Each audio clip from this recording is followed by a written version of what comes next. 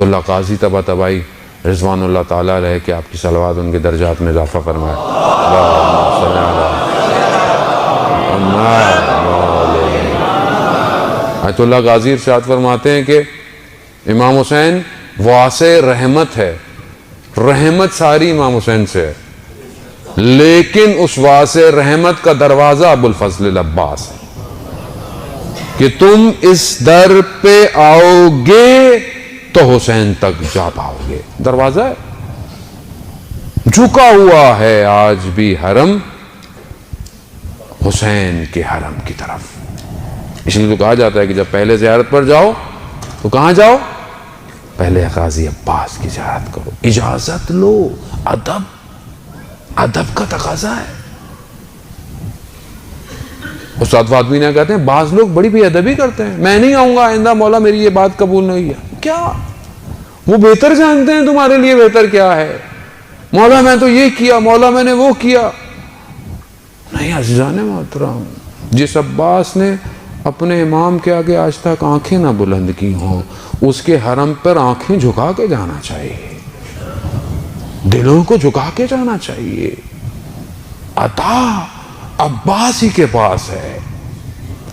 عباس نے اپنے 2 بازو تو دیے کربلا میں، لیکن ساری قدرتوں کو سمیٹ لیا اپنے اندر. اب آپ جائیں مانگے.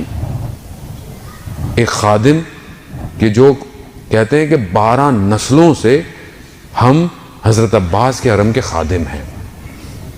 عباس آل شیخ کشوان کہتے ہیں جوتے رکھنے والے، جو جوتے رکھتے تھے نا.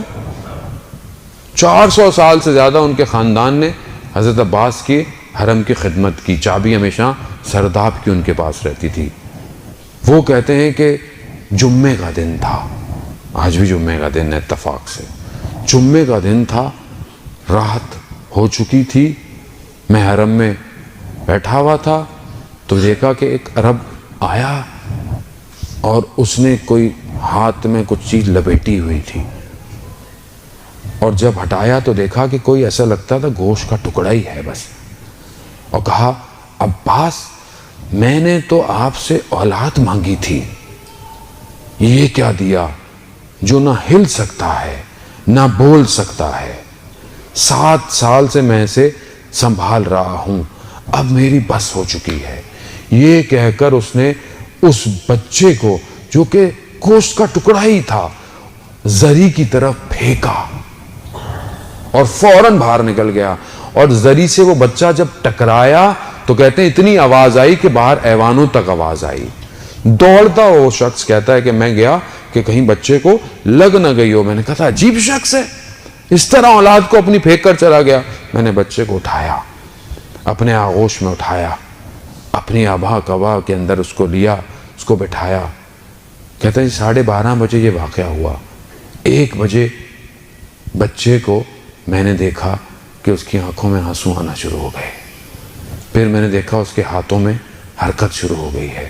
مجھے وہم سا ہوا، لیکن میں نے دیکھا تھوڑی دیر میں اس کے پاؤں میں بھی حرکت شروع ہو گئی ہے. میں نے باقی خداموں کو بلایا تو انہوں نے بھی دیکھا کہ ہاں صحیح ہوا. تھوڑی دیر میں بچہ اپنے پاؤں پہ کھڑا ہو گیا.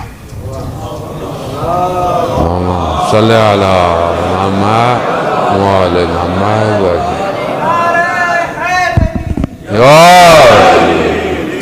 بچہ اپنے پاؤں پر کھڑا ہو گیا. جب میں نے ماجرا دیکھا، یہ سب کچھ دیکھا، تو وہاں پر منادی کر دی حرم کے اندر. بچے کو ممبر پہ بٹھایا کہ لوگ آؤ دیکھو عباس کا معجزہ دیکھو. کہتے لوگ جوک در جوک آنا شروع. 12 دفعہ کہتے ہیں ہم نے اس بچے کے لباس کو تبدیل کیا. کیوں؟ کیونکہ لوگ آتے تھے تو اس کے بدن کے کپڑے کو لے جاتے تھے تبرک کے لیے.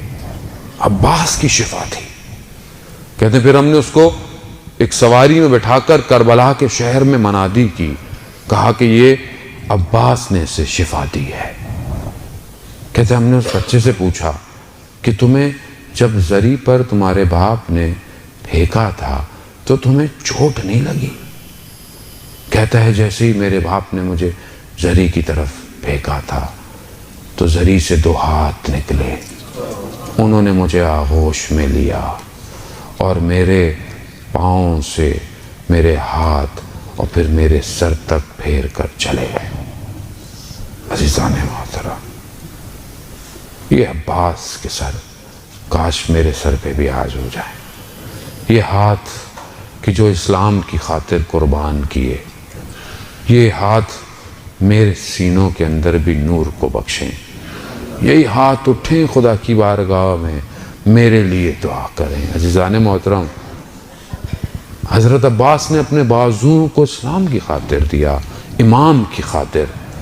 میں آج 24 گھنٹے میں اپنے اس ہاتھ سے اسلام کے لیے کیا کر رہا ہوں؟ کیا کر رہا ہوں؟ حضرت عباس کے بازوؤں پر میں اتنا گریہ کرتا ہوں، میں نے اپنے ان بازوؤں کو وقت کے امام کے لیے کتنا صرف کیا ہوا ہے،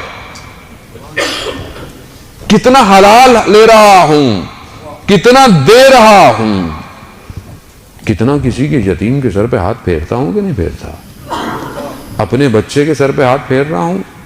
اپنے بچے کے سر پہ ہی ہاتھ پھیر لوں۔ روایات میں 12 دفعہ اپنے بچے کا بوسہ لیا کرو تاکہ اس کے اندر فیصلے کی صلاحیتیں بلند ہوں، اس کو اطمینان اور سکون ملے۔ ایک درس بس، پوری مجلس یاد کرنے کی ضرورت نہیں ہے عزیزان موت، ایک درس کہ حضرت عباس نے بازو اسلام کے لیے دیے، میں آج سے یہاں اٹھنے کے بعد اپنے ان ہاتھوں کو کتنا اسلام کے لیے دے رہا ہوں، بس ایک ہی درس، کچھ نہیں، کوئی تقاضا ان کا ہے بھی نہیں، اور ہم دیں بھی کیا، ہم تو ویسے ہی اتنے ضعیف ہیں۔ یہ تو ان کی نگاہ کرم ہے کہ جنہوں نے ہم جیسے خاک نشینوں کو ہواؤں میں بلند کیا ہوا ہے، ورنہ ہماری کیا اوقات ہے۔